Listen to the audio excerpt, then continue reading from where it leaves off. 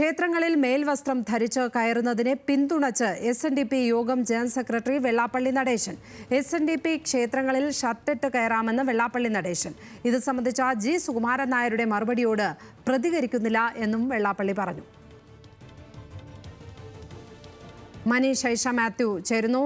മനീഷ്, ഏതായാലും ജി സുകുമാരൻ നായർ പറഞ്ഞതിൽ നിന്നും വ്യത്യസ്തമായ, അതിന് ഘടകവിരുദ്ധമായ ഒരു നിലപാട് തന്നെയാണ് SNDPക്ക് ഉള്ളത്. അദ്ദേഹം അതിനെക്കുറിച്ച് എന്താണ് വിശദീകരിച്ചത്?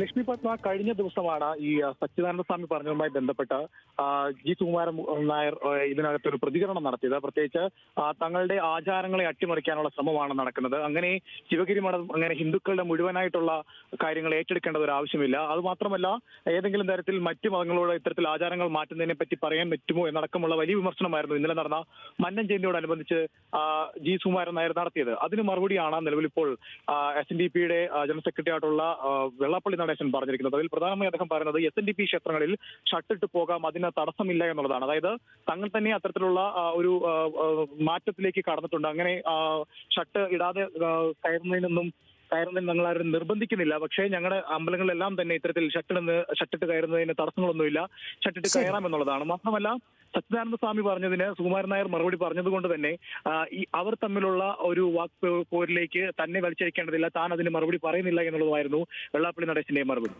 മനീഷ് ഐഷ മാത്യു, ആലപ്പുഴയിൽ നിന്ന്.